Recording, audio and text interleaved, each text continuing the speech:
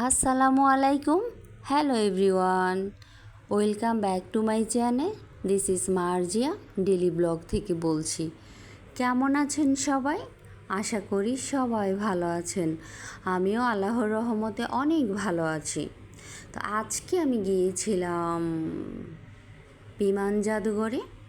এটা হচ্ছে বাচ্চাদের জন্য তো অনেক খেলার জায়গা। যারা শহরের বাড়িতে একটু খেলা করতে পারে না বা অনেকটা সময় নিয়ে ঘুরতে পারে না, তাদের জন্য খুবই খুবই খুবই সুন্দর একটা জায়গা। তো এটা মিরপুরে অবস্থিত, মিরপুরের আগারগা। একদম যে যেখান থেকে আসেন না কেন, মেট্রো রেলে আসলে মেট্রো রেলের সাথেই। তারপরে টিকিট কেটে চলে গেলাম ভিতরে।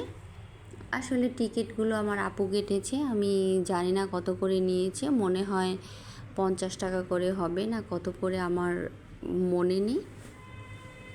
তো এখানে হচ্ছে গিয়ে আমাদের বাসায় 3টা বেবি আছে। একটা আমাদের সাফামণি তো মাশাল্লাহ বড় হয়ে গিয়েছে, ও ক্লাস 5-এ পড়ে। আর হচ্ছে আমাদের আবিদ তো একদমই ছোট, আয়মান আবিদ। ওদের জন্য এখানে চলে গেলাম, ওরা একটু খেলার সময় পাবে, একটু মজা করতে পারবে, একটু মাঠের মধ্যে প্রচুর দৌড়াতে পারবে। যেহেতু আমাদের আবিদ হাঁটা শিখে গিয়েছে, ও খুব সুন্দরভাবে হাঁটতে পারে, তাই ওর জন্য খুবই বেস্ট একটা জায়গা খুঁজে নিলাম। তারপর আমরা চলে গেলাম, আমরা ওখানে ঢুকে একটু ঘুরে দেখলাম। আর এটা এত বড় একটা জায়গা, এটা আমরা আসলে 3 ঘন্টার সময় ঘুরেছি, তার অর্ধেকটা ঘুরেছি, মানে 4 ভাগের 1 ভাগ ঘুরেছি 3 ঘন্টা। এটা যদি ঘুরতে যাই তাহলে 2 দিন সময় লেগে যাবে, কারণ এত বিশাল এরিয়া এটা, মানে 4-5 ঘন্টায় ঘুরে শেষ করার মতো জায়গা না। তো আমরা সব সাইটে যেতেও পারিনি। সামনে যেই সাইডগুলো ছিল, বাচ্চাদের খেলার জায়গাগুলো ছিল, ওই সাইডটা দিয়েই আমরা একটু ঘোরাফেরা করেছি, সব রাইডারে বাচ্চাদেরকে উঠিয়েছি, আর বাকি সাইডগুলোতে যেতেই পারিনি।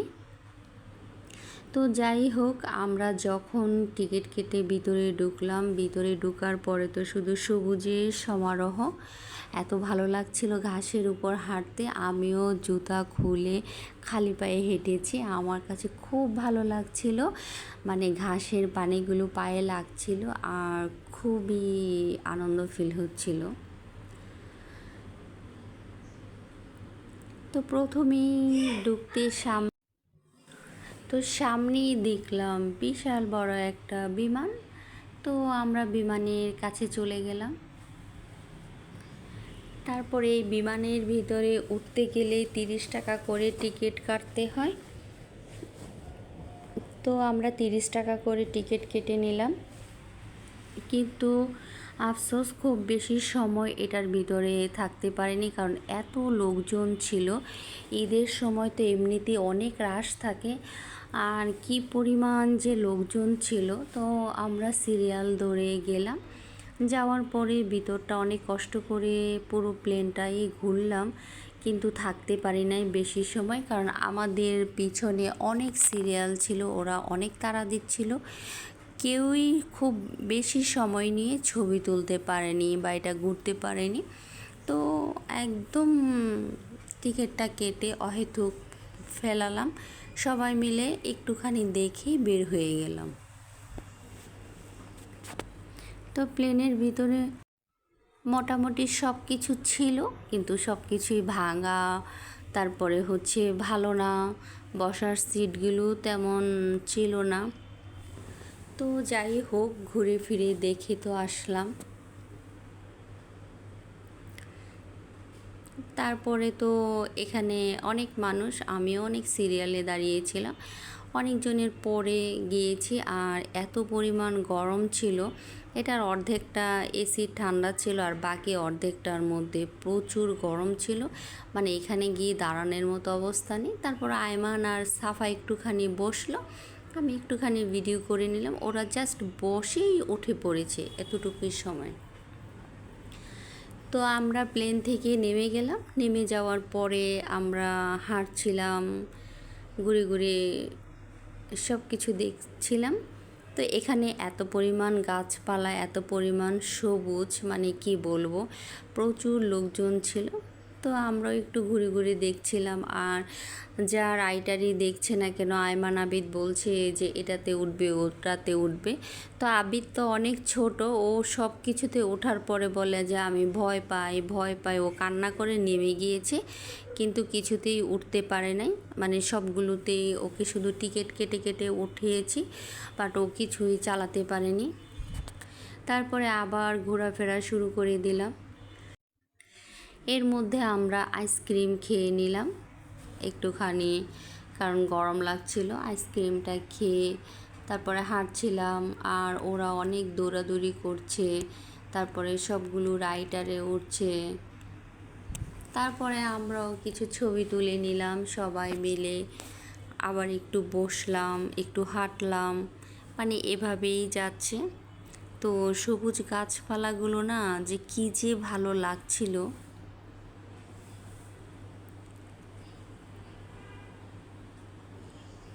আর আমরা তো বিকেলবেলা গিয়েছি, আমরা 4টার সময় গিয়েছি, ওখানে 8টা পর্যন্ত ছিলাম।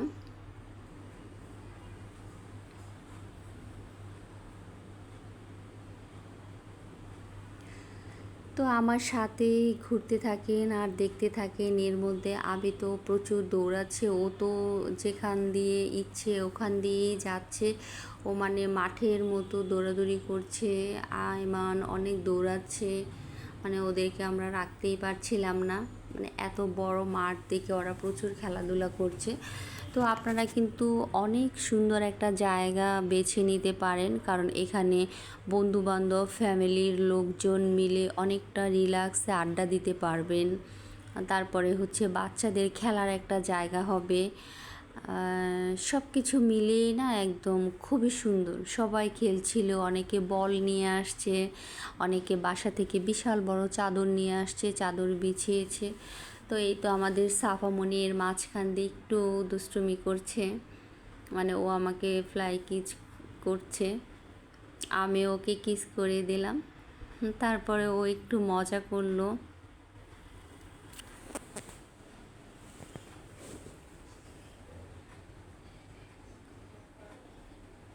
তো ওরা 3 ভাই বোন প্রচুর দৌড়াচ্ছে, ওদের কাছে নাকি ভীষণ ভালো লাগছে, মজা লাগছে। সারাক্ষণ তো বাসায় বন্দি থাকে, আর এরকম একটা বিশাল বড় জায়গায় ওরা একদম ছুটোছুটি করছে, মানে খুবই আনন্দের একটা সময় কাটছে ওদের জন্য। তো আমরা ঘুরতে ঘুরতে চলে গেলাম রাইডারের কাছে। এখানে অনেক কিছু আছে, তো ওদেরকে যেহেতু ওদের জন্যই মূলত আসা, তাই ওদেরকে আগে প্রচুর ঘুরিয়ে ফিরিয়ে নিব।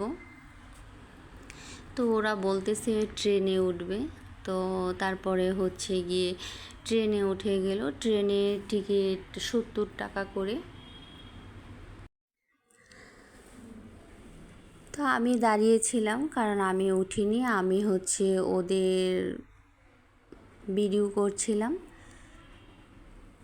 তো অলরেডি ট্রেনটা চলে গেল। আর এই ট্রেনটা পুরোটা একটা রাউন্ডই দেয়, এটা হচ্ছে গিয়ে পুরোটা ঘুরে একবার চলে আসে। তো আমি দাঁড়িয়েছিলাম কখন ট্রেনটা আসবে। তো ওদের খুব মজা করা, আনন্দ করা উপভোগ করছিলাম। এর মধ্যে পাশে দিয়ে মেট্রোর ট্রেন যাচ্ছে, ওটারও একটুখানি ভিডিও করে নিলাম, কারণ মেট্রোর পাশেই তো। আর অলরেডি ট্রেনটা চলে আসলো। তো আবি তাইমান ভীষণ মজা করছিল, বলছিল আমরা আবার উঠবো, আবার উঠবো। কিন্তু তারপর বললাম আরও অনেক কিছু আছে, ওগুলাতে উঠতে হবে, চলো। তো বাকি অনেকগুলোতে ওদেরকে ঘুরিয়ে ফিরিয়ে নিলাম, ওঠালাম। আর এটা হচ্ছে বাচ্চাদের খেলার জায়গা। এখানে ঢুকতে গেলে অভিভাবকের 25 টাকা লাগে, বাচ্চাদের 70 টাকা, কোনোটাতে 50 টাকা, কোনোটাতে 80 টাকা, এরকম করে সবগুলোতে উঠতে হয়। এর মধ্যে আমরা চলে গেলাম এখানে 2টা প্রিন্সেসের কাছে। দেখলাম অনেকে ছবি তুলছে, তো আমিও একটুখানি ভিডিও করে নিলাম। এর মধ্যে হাঁটছিলাম। এখানে বাচ্চাদের অনেক খেলনার জায়গা আছে, আর অনেক ঘোরার জায়গা, এত পরিমাণ জায়গা যে শেষ করার মতো না। আসলে সবুজ গাছপালা দেখতে অনেক সুন্দর লাগে। এটা মানে একদম মনে হয় মন ছুঁয়ে যায়। তখন মন খারাপ থাকলেও ভালো হয়ে যায়। এরকম সুন্দর প্রকৃতির মাঝে থাকতে কার না ভালো লাগে, ভীষণ ভালো লাগে। আর কি কিউট একটা ব্যাঙ এখানে আছে, ব্যাঙের মধ্যে সবাই ছবি তুলছে। তো আমি সাফাকে বললাম যে তুমিও দাঁড়াও, একটা ছবি তুলে দে। বলে না খালামণি, আমি এই ব্যাঙের মাঝে ছবি তুলবো না, তাহলে আমাকে বোকা বোকা লাগবে। তো ও আর ছবি তুললো না।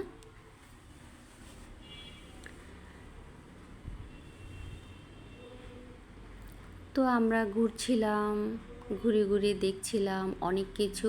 আর আজকের ভিডিওটা অনেক বড় হয়ে গিয়েছে। আমার এই ভিডিওটা আমি পুরোটা যখন এডিট করতে নিয়েছি দেখি প্রায় 61 ঘন্টা হয়ে গিয়েছে। তো আমি কেটে ছেটে আমি এতটুকু করলাম।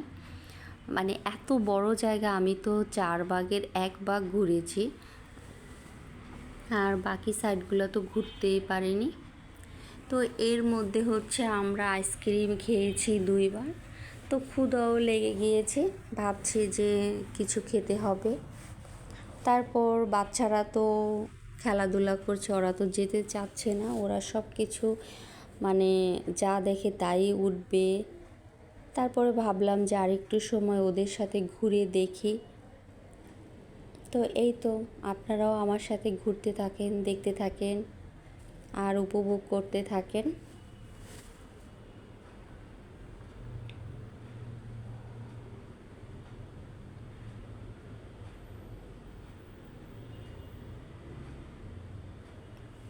আর ঘুরতে ঘুরতে চলে আসলাম। এই তো একটা রাইডার এখানে, এটা হচ্ছে সাফা উঠতে চেয়েছিল, কিন্তু এটা 15 বছরের উপরে অ্যালাউ, 15 বছরের নিচে এটার মধ্যে কেউ উঠতে পারে না।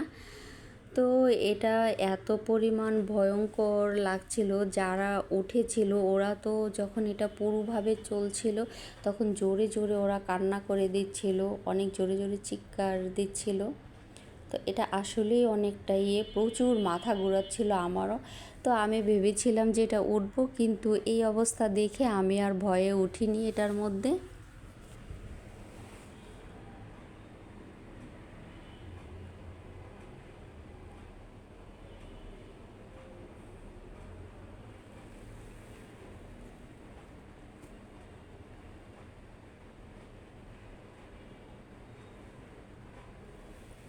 আর এটা হচ্ছে বাচ্চাদের গেমস খেলার জায়গা, এখানে সব বাচ্চারা গেমস খেলছে।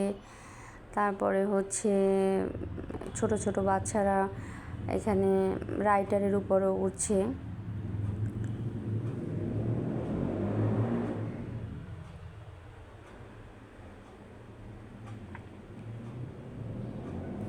আর এখানে একদম বাচ্চাদের জন্য একটা জিরাফ ট্রেন, এটার মধ্যে অনেকে উঠছে। তো মোটামুটি এই সাইডটা বাচ্চাদের খেলার জায়গা, এটা ঘুরছিলাম। তো প্রচুর মানুষ এসেছে, আর অনেক সময় সিরিয়ালে দাঁড়িয়ে দাঁড়িয়ে এই ইয়েতে উঠতে হয়, রাইডারে উঠতে হয়, কারণ অনেক লোকজন ছিল। আর এই যে দোলনা, দোলনাতে তো মানে কি বলবো, 50 জনের পরে সিরিয়াল পড়েছে, এত পরিমাণ লোক ছিল।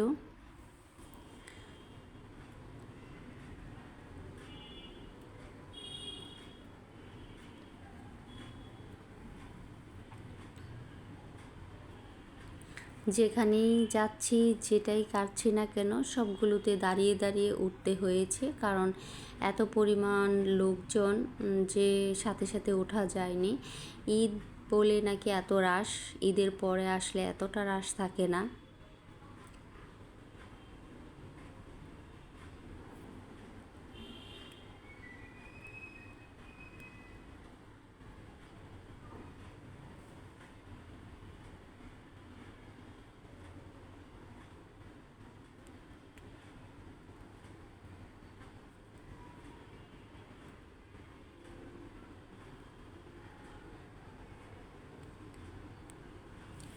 তো ঘোরাফেরা করে পানি পিপাসা পাচ্ছিল আমাদের, তারপরে ক্ষুধাও লাগছিল। ভাবলাম যে আমরা একটু খেয়ে নিই কিছু।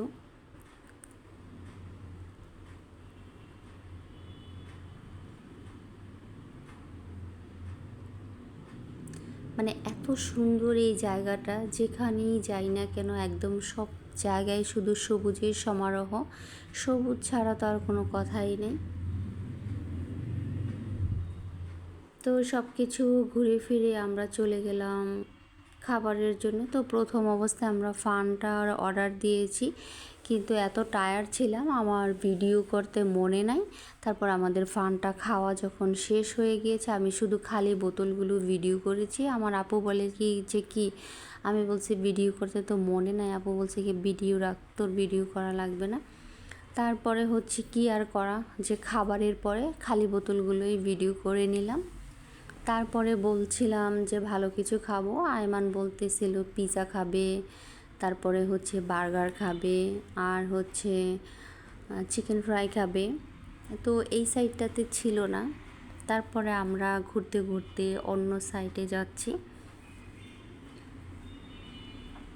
তো এখানকার পিৎজাগুলো আসলে অতটাও ভালো না, মানে যে ধরনের প্রাইজের মধ্যে প্রাইস রিজনেবলই ছিল। এক একটা পিৎজা ছিল 260 টাকা করে, কিন্তু আমার কাছে মনে হয়েছে একদম আটার পিৎজা খাচ্ছি। পিৎজাটা একদমই ভালো না, মানে খেতে কোনো টেস্ট পাইনি, আর চিকেন ফ্রাইটাও ভালো লাগেনি।